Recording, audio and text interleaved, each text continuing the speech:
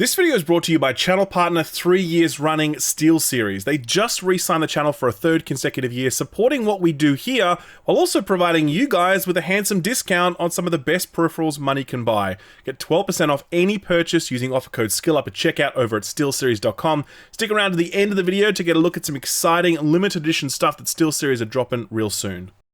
Gamers! In the time it took me to say the word gamers, Palworld just sold another million units. It's now at 6 million units sold. Whoop, just ticked over again, 7 million units. By the time this episode is finished, we're gonna be at like 48 million units, so we better get a wriggle on. That's part of the reason I'm dispensing with the regular introduction, because news on Palworld is moving so fast that even though this show is wrapped on a Wednesday afternoon and published in the early hours of Thursday morning, I am certain that most of this block is gonna be outdated by that time. That is how absolutely fucking wild the Palworld news cycle is right now, and that's to say nothing of the discourse, and we'll absolutely get to that, don't you worry. But let's take it from the top. Palworld. 2 years ago it was revealed, and it immediately looked fake. For real, this was a game that was obviously just riffing on Pokemon designs, only you could ride them and shoot them with guns and get them to manufacture guns en masse. Like, obviously this was fake, or more realistically, one of those absolutely ridiculous asset flip style games that are just a dime a dozen on Steam. They're just hastily thrown together around a gimmick, they're there to mine a few bucks from suckers or people just looking for a laugh, and they fade into obscurity days after they're released. So 2 years pass and a couple of trailers drop. The game is meant to arrive in early access in January, and it's also coming to Game Pass. Not bad. Surely that will be a nice, safe way to experience this meme game without having to shell out any actual dosh. The reviews hit a few days prior to launch. Everyone is expecting the worst because there's no way that this is an actual game. Lo and behold, it's an actual game. The critic reviews weren't amazing, but they were on the whole pretty solid, with IGN being pretty far out in front and scoring the game an 8, saying, quote, "Time will tell just how much depth there is, but after taking down a few bosses and with a few dozen pals unlocked in my pal deck, I'm absolutely champing at the bit to see more," end quote. So at this point, we're off to the races. We've got a real game on our hands. It's in the survival genre, which has a habit of unexpectedly blowing up, and it also has what are essentially just Pokemon, which is of course the most profitable entertainment property in the history of our species. And no, I'm not making that up. Go check Wikipedia. So with that sort of setup, on January 19th at 7 PM, the game officially launches globally. 8 hours later, the developers announced via Twitter that 1 million copies had been sold. Within the first 24 hours, 2 million copies had been sold. Within 40 hours, 3 million copies had been sold. At the start of day 3, the developer announced that 4 million copies had been sold, and by the end of day 3, they announced that Palworld had sold 5 million units. That is the most recent total, but I'm not exaggerating when I say that by the time this video is live, I do expect it to be upwards of 7 million units. With sales comes player counts. I remember watching this at the start and seeing it was at like 200k concurrent players and quickly picking up speed. Within the first 48 hours, Palworld would become the 7th ever game to reach 1 million concurrent players on Steam, and by the end of day 3, it became the 3rd most concurrently played paid game in the history of Steam, peaking at over 1.5 million concurrent players. Absolutely unbelievable. Absolutely nobody could have predicted this. This is like truly a Six Sigma event if ever there was one. But while 1.5 million people were happily using their totally not Pokemon as flamethrowers and forcing them to mass produce AK-47s, a particularly spirited discourse began on Twitter and in other places about how much we should all be celebrating Palworld's unlikely success. So there's really 3 buckets for the discourse and allegations surrounding Palworld. The first is the whole like, they just copied Pokemon and that's lazy thing. The second is they stole Pokemon's actual models from Game Freak and then modified them slightly, and that's definitely not cool. And the third bucket is the developer not only stole Pokemon models, but fed them through an AI generator to change them up a little bit, effectively combining both plagiarism and generative AI to create the 3rd most successful game in Steam's history. So, those are the 3 allegations. Let's break them down and focus on what we know rather than on what has been alleged without any actual evidence. So, did developer Pocket Pair copy Pokemon designs? absolutely they did. Of course they did. It is ridiculous to suggest that many of the designs here are not blatant rip-offs of Game Freak's Pokemon designs. And if you have any doubt about that, then there are plenty of Twitter threads that will set you straight. Of course, Pocket Pair did change up these designs, at least most of them, but let's just agree from the outset that clearly the starting point for many of these creatures were actual Pokemon. So the question then becomes, is that a bad thing? On some level, yeah, it is. I mean, there are plenty of monster collecting games that have worked really hard to make all new designs, digging deep to be creative and making something original. If you can just copy someone else's work and change it up a little bit, that's a pretty shitty thing to incentivize. But at the same time, let's not pretend that Palworld is the first game to copy Pokemon's designs. Stephen Totillo of GameFile spoke to the Pokemon company's former legal head who held the job for 12 years. Here's what he said of Palworld, quote, "This looks like the usual rip-off nonsense that I would see 1,000 times a year when I was chief legal officer at Pokemon. I'm just surprised it got this far," end quote. I think it's tempting to think that Palworld copied Pokemon and that's what made it successful, but it isn't as simple as that, as a number of games have copied Pokemon in the past and it didn't profit them at all. There's a lot that goes into Palworld's success, and while these designs certainly help, they aren't everything. So that's the copying question. What about the allegation that Pocket Pair ripped actual Pokemon models before changing them up a little or a lot? Well, there's no definitive proof that this is what they did, but there are some pretty compelling comparison shots on Twitter of Palworld models overlaid on Pokemon models, and they are essentially exactly the same, and more than a few animators I've seen comment on the matter have said that it is impossible for that to be a coincidence, and that Pocket Pair clearly stole at least a few of these models. So if that's true, is that bad? Well, yeah, it is. It's likely grounds for some sort of copyright infringement claim, and even if it isn't, it's just a shitty thing to do. Stealing another animator's work without crediting them and then repurposing it? I get the whole great artist steal thing, but that is a figure of speech, and it absolutely does not apply to Pocket Monster character models in this scenario. Again, there is no proof that Pocket Pair did this, and I want to stress that, but if you look at those comparisons, you can't tell me that there isn't something fishy as fuck going on right there. Okay, the final one, the AI stuff. This one got a lot of traction because the company's CEO is very bullish on AI, commenting in the past about how it will benefit the game development process, and he even used an example where he fed Pokemon to an AI model to see what variations the model would spit out. Okay, pause, this is a true story. While I was typing this block, I alt-tabbed into Twitter to see what Palworld was up to, and it's now sold 6 million units. I fucking told you, didn't I? Anyway, back to the AI stuff. We learned from the CEO in a blog post that most of Palworld's 100 character models were designed by a single graduate student, and when development on the game began, they had no animation staff, and no one at the company even knew what an animation rig was. So that begs the question, could one graduate student really have designed all 100 models without the help of plagiarism and/or AI? Well, the plagiarism stuff, obviously not, we've already established that, but the AI stuff is unproven. Interestingly though, the developer has not publicly denied the allegations that AI was used in the PAL design process. We ourselves have reached out to them for comment, but we haven't heard anything back at the time of recording. So, those are the controversies surrounding what should have been a silly meme game, but eventually became not only one of the biggest games in gaming history, but also a flashpoint in the AI war. So, what do I think about all this? Well, first of all, I haven't played it, and not because I don't want to, I've just been busy playing another survival game, Enshrouded. My review for that one goes up tomorrow. I'm personally quite interested to play this because, like I said earlier, the reason that this is successful on this scale is not because they ripped off Pokemon designs. It helped, absolutely, but you don't get this amount of success from just ripping off Pokemon designs. There's clearly something else here in the survival systems, in the exploration, the combat, the automation, the silliness. I'm really keen to experience that for myself, but I'm sure I'll feel at least a little icky whilst doing that, because as cool as it is to see an underdog title blow up like this, it is clear that Game Freak's designs have been at the very least liberally borrowed, and that is the kindest possible way to frame it. And by the way, I got no love for Game Freak. I'm on the record as saying that Pokemon really fucking sucks at this point, and Game Freak absolutely need a complete top to bottom rethinking of that franchise. while also ditching their scammy sales model that sells their fandom the same game twice. But no matter what we think about Game Freak, it isn't cool that their designs are used in this way.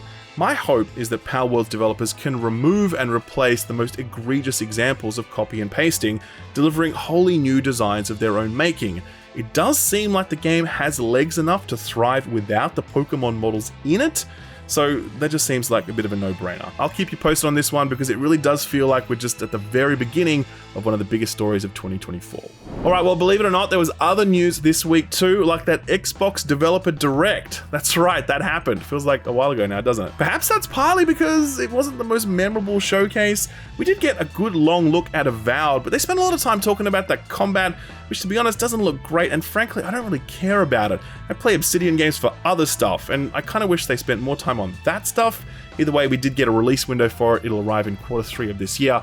We got another look at Hellblade: Senua's Sacrifice, which continues to look absolutely superb, but I'm now at the point where I'm like, okay, I've seen plenty of trailers. Don't death loop it to death with trailers, thank you very much. Luckily, I won't have to wait too much longer for it, as the game did get a confirmed release date, May 21st, not too far off. Next up, we got a look at Visions of Mana, which, okay, sure, I get it. First new Mana game in 15 years. That's not a series I was super into back in the day, and nothing they showed off really grabbed my attention. I don't know about you guys, no date for this one yet, but it is releasing towards the middle of the year, and it will also be available on PlayStation.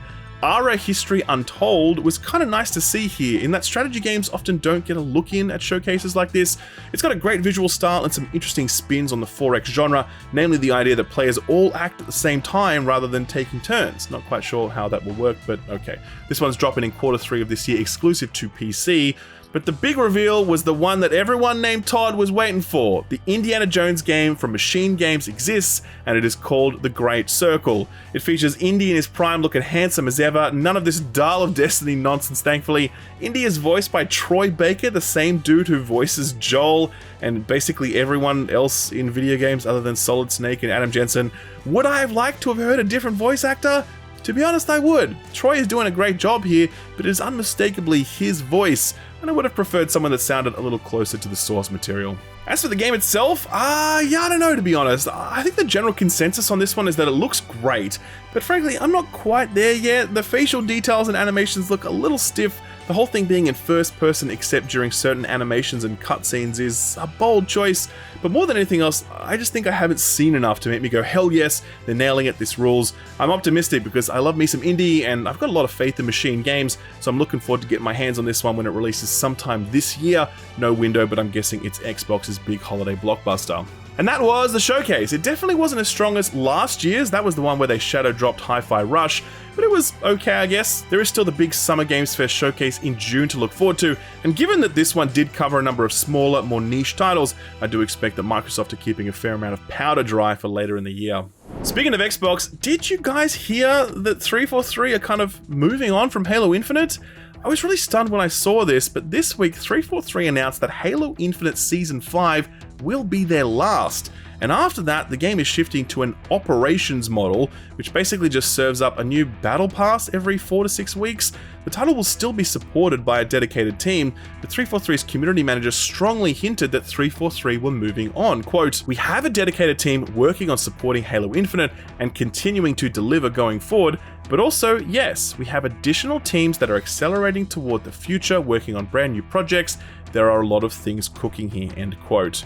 That was a big surprise because I thought the whole promise of Infinite was that it would be, you know, infinite, like this was the Halo we'd be playing for the next 10 plus years. Obviously, things didn't turn out that way for either the PvE or PvP sides of the game, and just recently it was rumored that the upcoming Battle Royale mode has been canned after being worked on for some 2 years. Obviously, some very big decisions are being made about the future of Halo right now, so hold on to your naked butts. That's right, that's a Halo TV show reference. Remember that one? Oh man, that was a low point. Interestingly enough, the Master Chief actor spoke out this week about the sex scene, and he was like, yeah, that was a bad idea. And it's like, yes, no fucking shit. To be fair, he says he did try to warn the showrunners, but no one listened. Just like the brass to ignore the Chief's sage advice. Anyway, it wouldn't be a news show without a fuck ton of layoff announcements, and this week it was Riot's turn. They announced that they were cutting approximately 11% of their workforce, or 530 people. Riot said that this was, quote, "not to appease shareholders or to hit a quarterly earnings number. It's a necessity, end quote. Their finances are not made public, so it's impossible to verify that assertion. They said that they have doubled their headcount in the past few years as their range of games and projects grew, and they've lost focus on their core success pillars. As a result, staff are being let go. In their defense, they are offering very generous severance of 6 months' salary plus more for time served, the ability to keep your stock options if you have them, healthcare, career counseling, and even a laptop if you don't own one. It does suck that these people lost their jobs, but at the same time, it is rare to see companies extend this much support, so that is something. In terms of Riot's projects, their card game, Legends of Runeterra, is getting put on the back burner, and their Riot Forge publishing label is being shuttered. A real shame, given that pretty much everything that label put out was excellent, it just had absolutely no marketing behind it.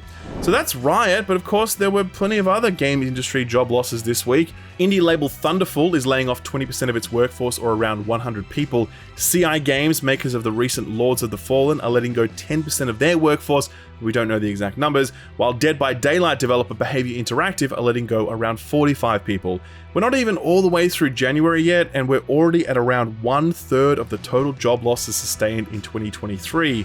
Sadly, surpassing that 10k figure seems like a bit of an inevitability at this point. A quick lightning round to finish off. Like a Dragon, infinite wealth? More like infinite price tag? That's because Sega are pulling some real bullshit with this one, locking New Game Plus behind a $15 upgrade. There's other things in that upgrade, of course, like an additional dungeon, additional Sujimon, which is a minigame, kind of like Pokemon, and some new outfits and whatever else. Locking actual game content behind a $15 price tag is pretty shitty, but New Game Plus? Nah man, that shit has absolutely no business being in the paid upgrade section, and I really hope it doesn't become a more commonplace trend. Speaking of Sega's bullshit, they're still on that Web3 hype train, believe it or not, after last year announcing that they were done with play-to-earn games because they were boring. Yeah, no shit, Sherlock. They're still partnering with a company called Finchia to make Web3 games based on Sega's most popular IPs. A Sonic blockchain game where each ring is its own minted NFT? Yeah, I can actually totally see scammy tech bros get behind that one. In more uplifting news, the GDC Awards nominees have been announced, and it's just about what you'd expect. Lots of nods to Tears of the Kingdom and Baldur's Gate 3, which both got 7 nominations each. Cocoon got 5 nominations. Actual Game of the Year nominations include outside picks like Dave the Diver and Dredge, while Starfield received a nomination for Best Technology. That's almost as head-scratching as Starfield winning the Steam Award for Most Innovative Gameplay. That's an actual thing that happened, by the way. I'm not making that up. Horror game Until Dawn is getting a film adaptation. David F. Sandberg is set to direct. He started his career making low-budget horror films, but went on to make the Shazam movies, which were also kind of horrific if you were a Warner Brothers executive looking at the box office receipts. That wasn't the only horror game adaptation announced last week, though. Martha is Dead is also getting a movie based on it. If you haven't heard of Martha is Dead, you are not alone, because it was a fairly niche and obscure horror title released back in 2022 that did not review particularly well, and it did not sell gangbusters. Not sure why this is getting a movie, but hey, Hollywood want video game adaptations, so that's what they're gonna get. Speaking of which, one of the more promising projects just got some more details revealed. The Minecraft movie has already cast Jack Black and Jason Momoa, but this week they announced Kate McKinnon, who you might know from SNL, but more likely from the Barbie movie where she played Weird Barbie. Jermaine Clement from Flight of the Conchords is also starring, absolutely love that dude. And finally, Jennifer Coolidge is going to be in the Minecraft movie. That's right, Stifler's mom does Minecraft. Though it does dawn on me now that American Pie predates Minecraft by a full decade, so I'm not sure that this is a reference that even the more grown-up Minecraft audience is gonna get. We're getting a Far Cry spin-off, probably, and it's at least somewhat adjacent to Blood Dragon. The game is unannounced, but it has been rated by the PEGI ratings board. It's called Captain Laserhawk Ninja Warrior, meaning it's based on the animated Netflix series. It's meant to be pretty good, though I haven't myself watched it. It's described as a PC-exclusive multiplayer deathmatch game with microtransactions. So, you know, classic Ubisoft. The rating has been delisted, but clearly something's going on, so stay tuned for more details soon.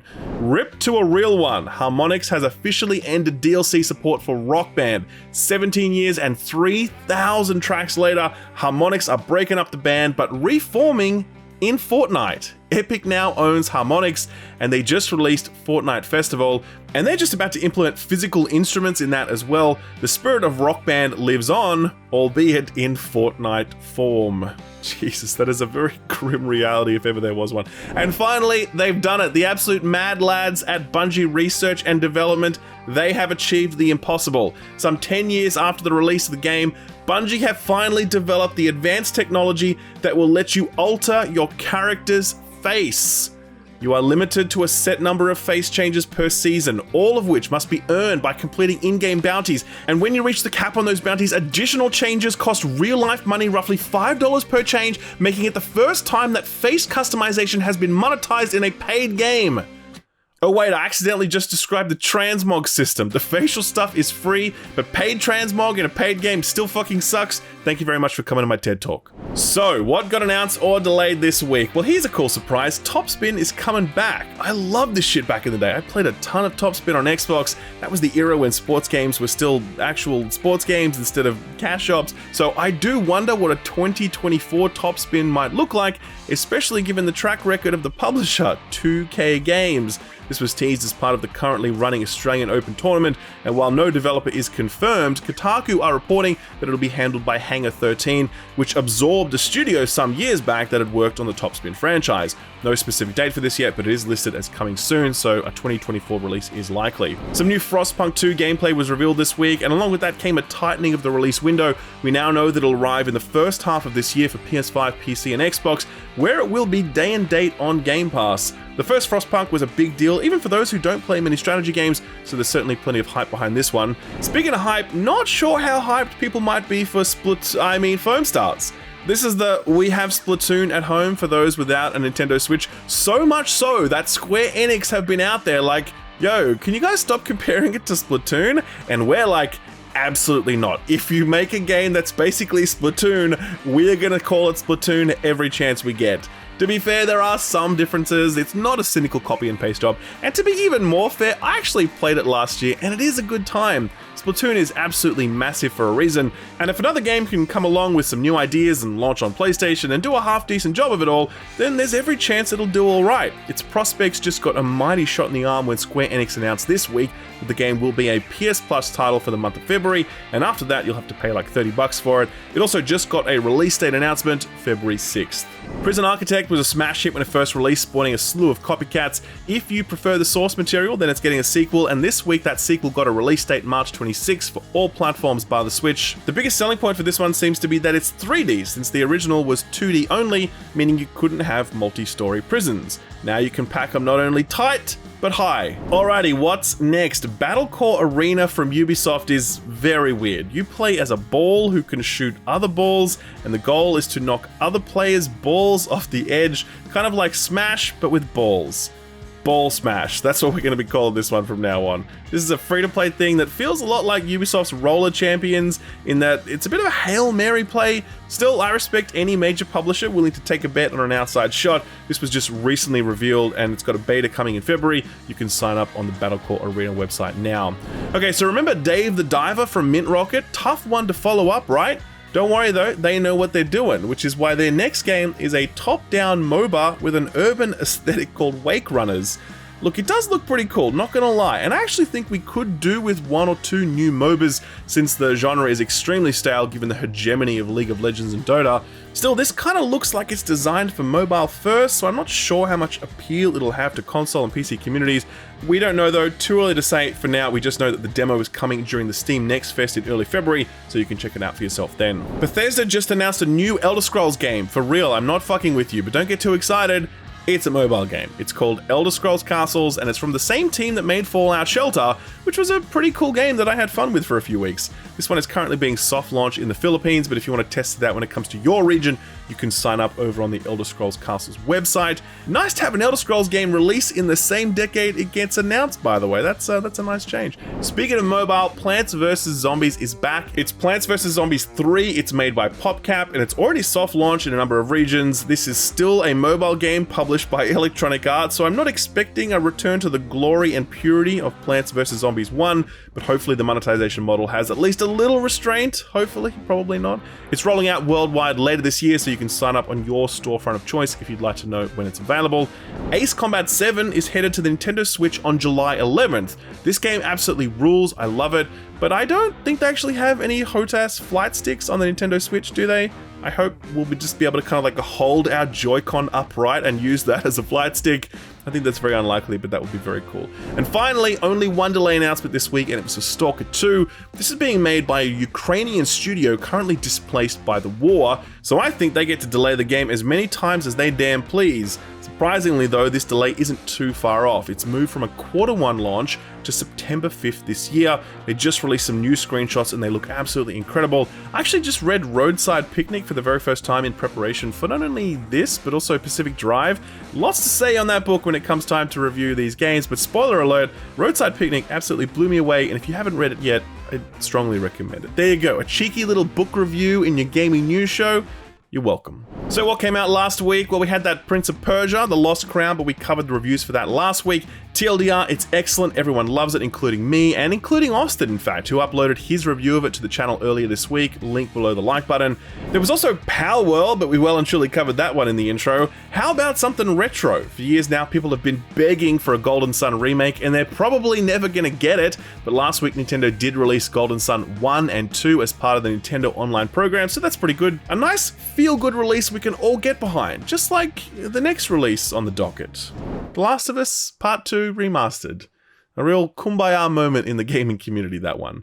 But yes, the remaster did release last week, exclusive to the PS5. A very reasonable $10 asking price if you already owned the base game. The visual uplift is pretty minor, like that Office meme with the two photos. You really will be hard-pressed at times to spot the difference, so I don't think that's the real draw here. It's more about the extras, stuff like deleted levels you can explore, a director's commentary track, and of course that roguelike survival mode called No Return. For what it's worth, the mode is meant to be pretty good, and if you're someone that enjoys The Last of Us 2's combat, then this will definitely push you in ways that you're going to enjoy. At the same time, more than one outlet commented how odd this mode was when set against the core message of Part 2, namely the unending cycle of violence and its bleak consequences. This mode, devoid of any narrative trappings, is the unending cycle of violence, but without the bleak consequences. It's just silly video game nonsense, fun to be sure, but it sits rather awkwardly within the broader Part 2 package. Either way, it's a well-made director's cut style upgrade, and for $10, there's a hell of a lot of value packed in there, and the remaster currently sits at an extremely impressive 92 on OpenCritic. Finally, Turnip Boy Robs a Bank is the sequel to the absurd Turnip Boy Commits Tax Evasion. That last one was a dungeon crawler, but with a change of crime comes a change of genre, and this is now a roguelike, and it seems to be doing a decent job of it. The game's sitting at an impressive 96% very positive on Steam, though it only had around 300 reviews counted, while critics have it at a strong 78 on OpenCritic. PC Gamer had it almost right there, scoring at 76 and warning of its short runtime. Quote, "Roguelites and meta progression pair perfectly with games that have more space to breathe, and I wish I had a little more time to sink into its systems. It's still a great old time though, especially if you're looking for a quiet afternoon to kill." So what's coming out this week? Well, Apollo Justice Ace Attorney Trilogy is a repackaging of 3 Nintendo DS classics, playable for the first time on modern hardware. It arrives on all platforms today. Hitman Blood Money Reprisal is a mobile port of the classic Hitman game, and now that mobile port is making its way to the Nintendo Switch. From consoles to mobile and back to consoles, it's the circle of life.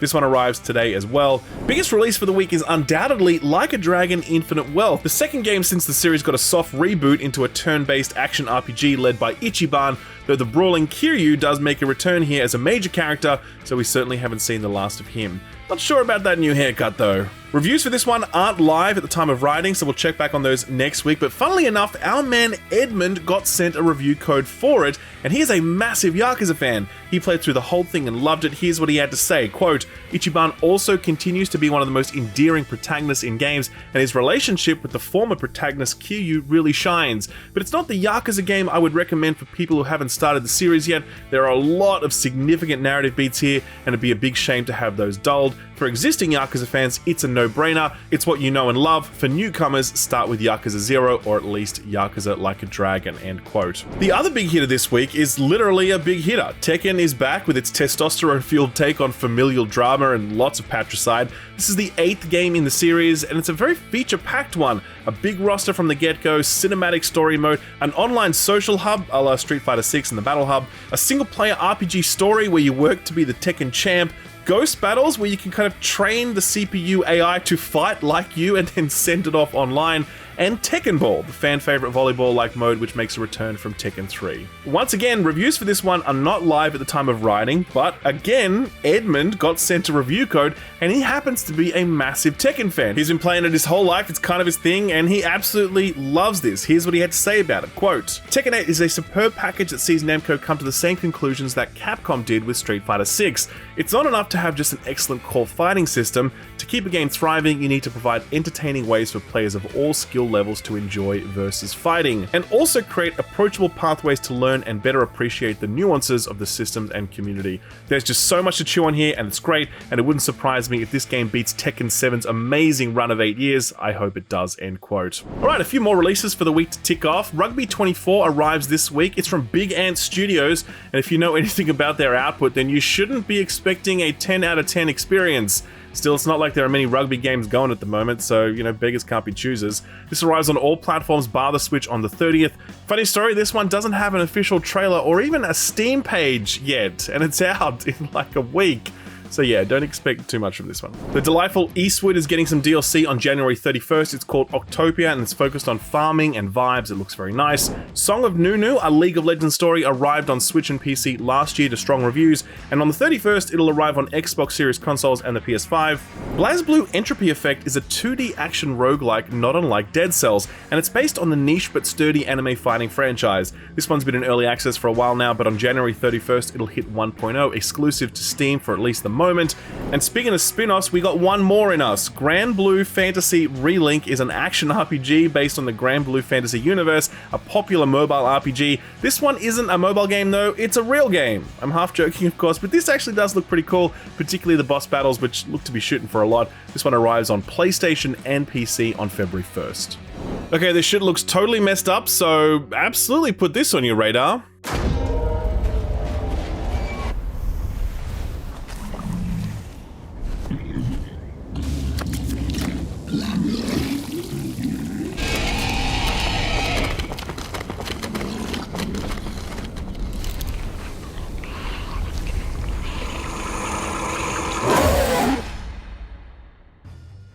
What if We Bought a Zoo was actually a body horror flick? Well, it might look a little like this. Zoochosis, a recently announced horror game set in a zoo. It's from indie developer Clapperheads, and this is their second horror title, their first being Sparky Marky, which was set in an abandoned children's recreation camp. That was a much more cartoony take on horror, where Zoochosis appears to be going all in on the body horror vibe, complete with fucked up mutant giraffes and a meat grinder that churns out God only knows what. This kind of reminds me of that Choo Choo Charlie train game where you take something pretty normal like a train or a kangaroo and then you fuck it up and it becomes the scariest shit ever. I think this looks like it'll be a really good time. There's no release date for it yet, but if you'd like to keep an eye on it, then the best way to do that is to wishlist it. I've profiled it over on my Steam Curator page, which also has links to all of the other put this on your radar stuff I've recently covered. I'll leave a link to all of that below the like button. Sort of free stuff time now, and we are low on word count, so we're going to make this brief. On the Epic Games Store, you can get that retro platformer Love, but in the next few days it'll be replaced by Infinifactory, an automation-style puzzle game from the late Zachtronics, puzzle game developers extraordinaire.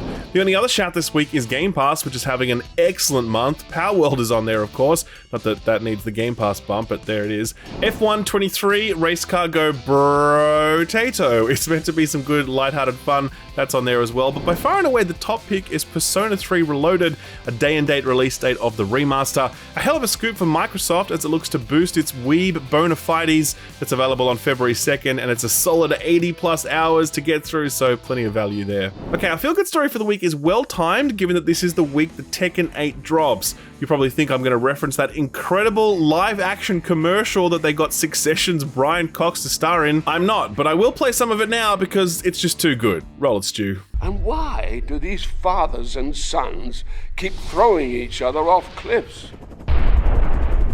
Absolutely never gets old seeing Logan Roy explain the deep Tekken lore. Whoever came up with that idea over at Bandai Namco is a marketing genius.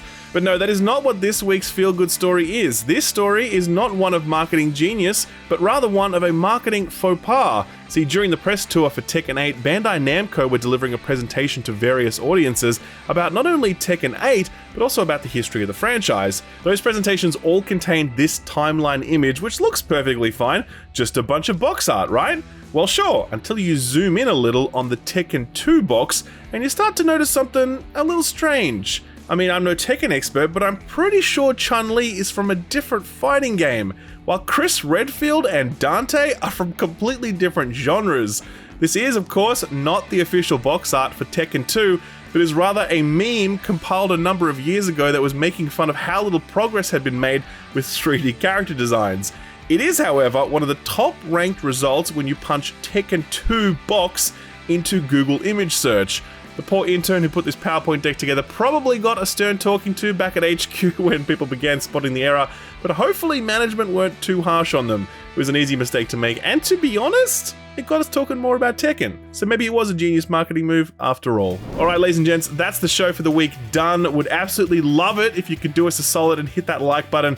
That helps the video get carried far and wide across the fickle YouTube algorithm. We are in a pitched battle for views against Mr. Beast, and we need all the help we can get. Outside of that, you can expect the Enshrouded review to go up on the channel tomorrow, and the Friends Per Second podcast returns this weekend. We recorded that episode today, and we're very excited to get that out to you. I can't believe next week is February. Oh my lord, give me strength. It's going to be a lot, but it's going to be very fun, so thanks for stopping by, and a big thanks to this video's sponsor, SteelSeries. Alright, time to talk about this video's sponsor, SteelSeries, and I'm excited to do so because I am very proud to announce that they have just re-signed the channel for a third consecutive year. It's a really important partnership to me because SteelSeries really do make the absolute best peripherals on the market. Go and look at reviews, the testimonials, the top 10 lists, whatever category it is, be it headsets or mice or keyboards or whatever, you're gonna see SteelSeries kit right there at the top. They consistently put out the most durable, most comfortable, best performing stuff on the market, and it's genuinely a really good feeling to be partnered with a brand that takes so much pride in their product. My entire setup is SteelSeries, and it has been for a while now. The Aerox 5 Wireless is my mouse of choice, so comfortable, so light, so precise, I really do love it.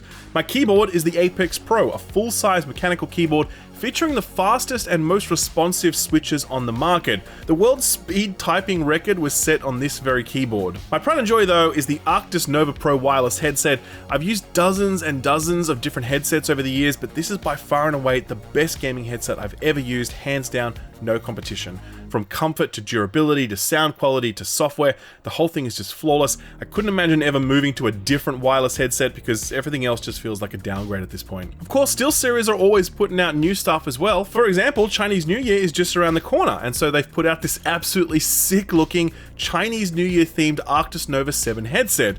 If you score a few of those cheeky red pockets and you're looking to spoil yourself, then this is going to be a very nice way to do it. That is a limited release, so do get in quick, but it's not as limited as this bad boy. This is the white and gold Apex Pro mini keyboard. There are only a few hundred units for this one going out, and they're hitting the SteelSeries.com website at around about the same time that this video goes live. If you'd like to grab this, then do not delay, as these will absolutely sell out in the next few hours if they haven't already.